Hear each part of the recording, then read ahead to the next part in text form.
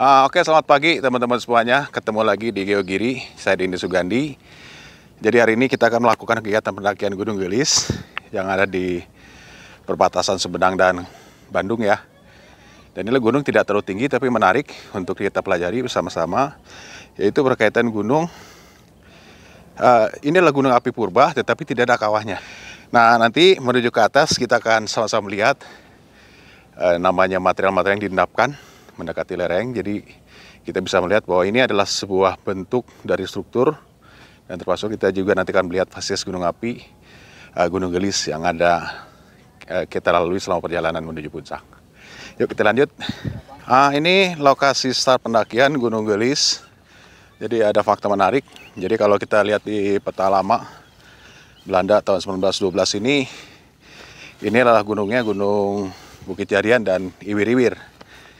Jadi kemudian setelah itu berubah di peta RBI 2001, namanya adalah peta Rapa Bumi, namanya diganti menjadi Gunung Gelis. Dan kemudian yang Iwir-Iwir tadi berubah, namanya menjadi Bukit Jarian. Jadi sebenarnya ini ada beberapa puncakan. Satu puncakan Gunung Gelis itu sendiri, yang saat ini ya. Dan kemudian yang sebelah utaranya adalah Gunung Iwir-Iwir. Nah kemudian yang menariknya itu, gunung ini tidak meletus satu kali, tidak terbentuk satu kali. Jadi kalau kita melihat ke arah sana, Kang, ya di arah sana itu ada puncak yang sebelah kanan gambar itu ya. Itu adalah saat ini sebutnya Bukit Jarian atau dulu sebutnya Gunung Iwir-Iwir. Kemudian di belakang saya ini adalah Gunung Gelis. Ya, nah ini dari sisi morfologi. Jadi ini dari dilihat secara 3 dimensi terlihat jelas bahwa gunung yang sebelah kanan itu adalah lingkar di bagian luarnya Gunung Gelis saat ini.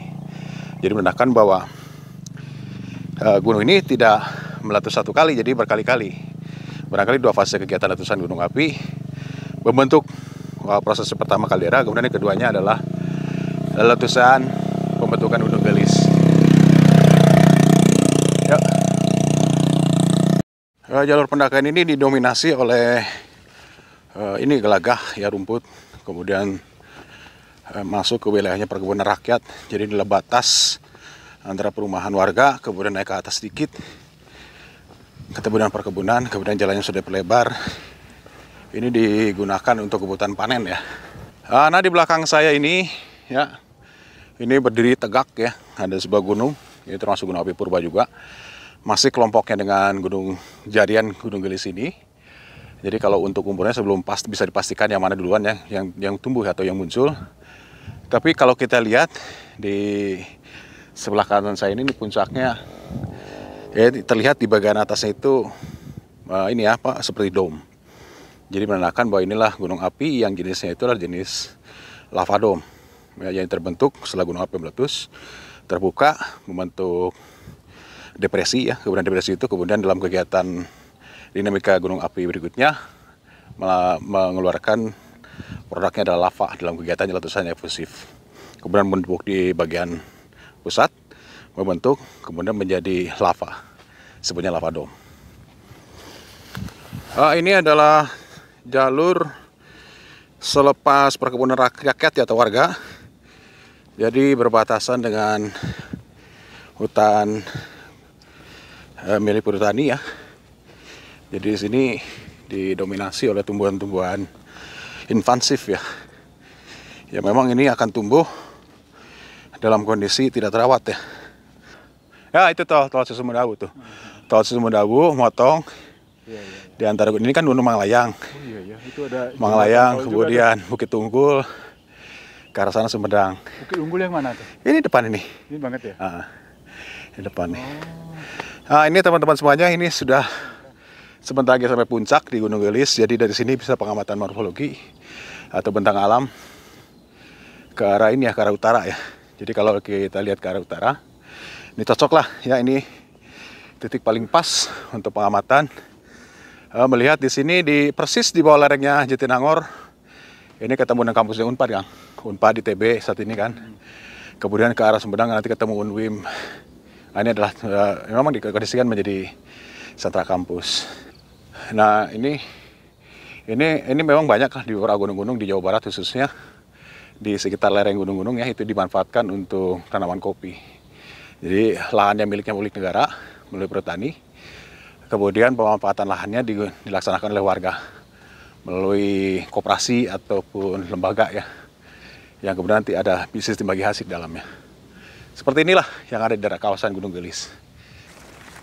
Oh, keren ini kopi-kopinya ini memang masih hijau kopinya, jadi ini masih tahap perawatan ya. Jadi ini mulai masuk di bulan Mei ya, Mei, Juni, Juli, pertengahan tahun. Ini mulai merah dan itu sudah mulai masuk ke tahapan panen raya. Ini kopi-kopi ini di atas ketinggian 1000 ya, barangkali 1100 sampai 1200. Jadi inilah kopinya, kopi Arabica yang ditanam, diusahakan oleh warga di sini. Tadi juga dari obrolan warga di sini untuk pendapatan jumlah tonase yang dihasilkan dari kegiatan panen kopi raya itu sekitar 2 ton. Nah itu juga belum mencukupi untuk kebutuhan lokal ya. Dan biasanya itu sudah ada bantu pengepul dan mereka sudah punya jaringan. Jadi kopi yang ada di sekitar Gunung Gelis ini sudah otomatis terserap oleh pasar. Nah, keren lah kopi-kopi seperti ini. Barang komoditas yang ada di lereng Gunung Gelis bagian barat ya. Nah, ini menarik ya teman-teman semuanya. Jadi ini kalau saya buka sedikit ya.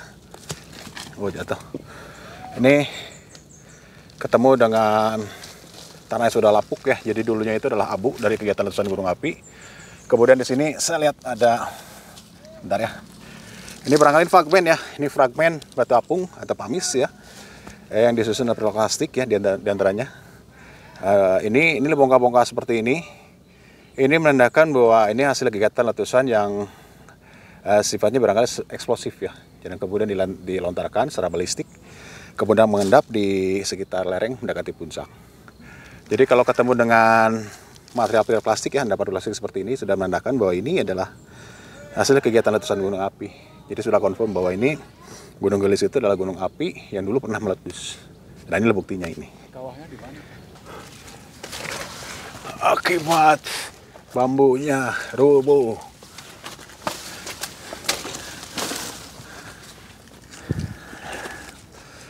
Ya.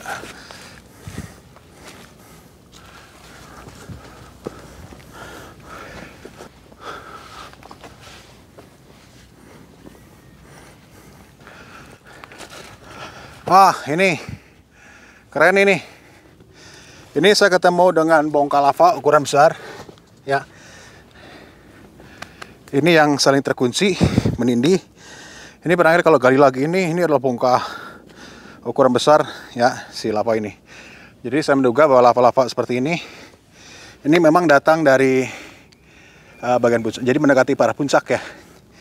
Jadi ini hasil kegiatan letusan gunung api yang sifatnya efusif. Kemudian hasilnya itu adalah aliran lava. Jadi ini ciri-ciri posisi kita sudah mendekati ke arah puncak atau pusat sumber letusan gunung apinya. Ini bukti-buktinya. Bongkah-bongkah lava yang ada di sini.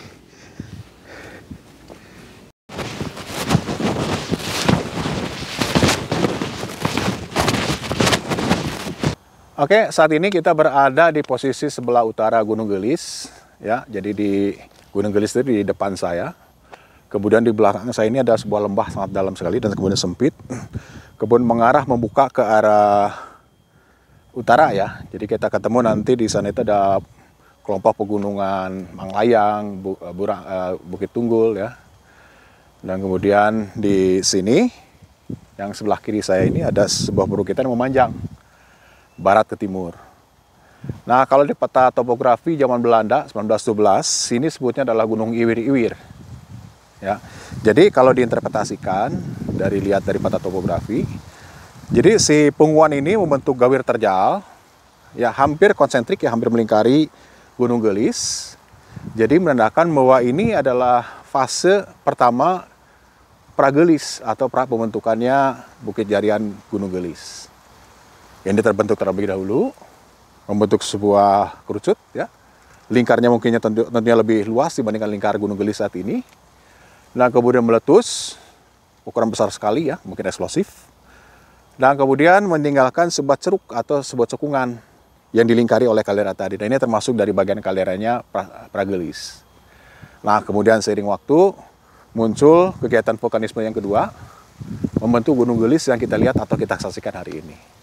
Jadi Gunung Gelis ini adalah proses fase kedua dari Pragelis yang kita lihat di belakang ini. Ini adalah batas kalderanya Gunung Pragelis. Nah, ini adalah jalan menjelang puncak. Jadi didominasi oleh bongkah-bongkah batu, tanah yang sudah lapuk.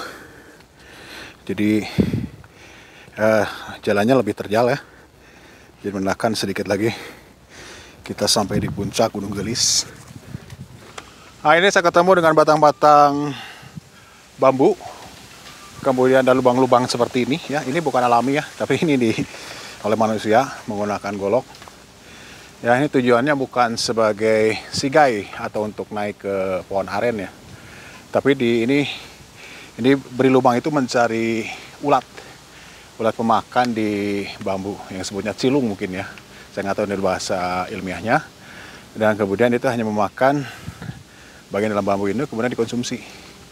Jadi kalau misalnya teman-teman tersesat dan masuk dalam wilayah perkebunan bambu seperti ini salah satu cara untuk bisa bertahan hidup. Proteinnya tinggi pastinya. Nah, cilung. Yuk. Kayaknya ini di bawah sini. Ini ketemu, kalau tadi kan lava ya, bongkah lava.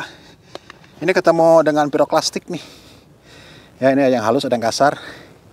Ada tufnya juga di sini ya. Jadi ini menandakan bahwa hasil kegiatan letusan gunung api itu bukan hanya aliran lava, tapi termasuk piroklastik. Berupa letusan, kemudian setelah itu jatuh di sekitar lereng. Kemudian mengendap, keras menjadi batu. Sebenarnya batu ini ya piroklastik ya. Tadi ketemu dengan satu bentuk struktur rumah, gubuk ya. Jadi barangkali itu yang lebih awal. Kemudian ini mungkin yang kedua. Jadi ada dua makom. Jadi barangkali ini sebagai tempat sistem religi ya masyarakat Sunda yang ada di sekitar sini. Jadi memang kalau untuk masyarakat Sunda itu paling banyak memanfaatkan dataran-dataran tinggi termasuk daerah puncak untuk kebutuhan religi ya. Nah, ini di puncak ini saya saat ini berada di posisi sebelah barat ya. Jadi di belakang saya ini adalah cekungan Bandung. Dan terlihat ini adalah Bandung bagian timur. Dan kemudian kalau tarik lagi ke arah sana itu ketemu dengan Bandung bagian barat. Atau misalnya itu akan masuk ke daerah Padalarang. Nah, ini kalau dilihat lagi ya, ternyata Bandung itu dikelilingi oleh cekungan ya. Bentuknya cekungan dikelilingi oleh perbukitan dan gunung-gunung. Jadi menandakan bahwa Bandung yang di atas ketinggian lebih dari 700 meter di atas permukaan laut ini adalah plato atau dataran tinggi Bandung yang dikelilingi oleh perbukitan dan gunung-gunung. Nah, ini salah satunya yang saya injak ini adalah Gunung Gelis. Ini adalah gunung yang ada di bagian timur yang bisa menyaksikan kota Bandung dari sisi timur. Keren lah. Nah, ini bongkah batu ini juga menarik. Ya, jadi ini menandakan bahwa bongkah batu ini adalah bagian dari tubuhnya gunung ini ya, Gunung Gelis. Jadi Gunung Gelis itu kalau tadi kita cek itu tidak ada kawah. Jadi menandakan bahwa Gunung Gelis itu disusun dari batuan lava seperti ini. Nah, ini lava ini terbentuk ketika gunung sudah mengalami kegiatan letusan sangat besar sekali. Kemudian seiring waktu material yang dikeluarkannya itu adalah bukan lagi piroklastik atau eflata, tetapi adalah aliran lava. Mekanisme letusannya letusan efusif. Dan kemudian si material lavanya itu sendiri karena sifatnya lebih silika, lebih tinggi, lebih asam, kemudian viskositas atau lebih kental ya, jadi dia tidak mengalir jauh. Kemudian dia itu hanya menumpuk di bagian puncak. Dan akhirnya membentuk namanya adalah kubah lava. Jadi itu yang menutupi yang tadinya adalah kawah tertutup oleh aliran lava, sebutnya kubah lava. Jadi yang saat kita injak dari di atas itu adalah disusun oleh batuan lava, hasil kegiatan letusan efusifnya Gunung Gelis. Keren. Yuk.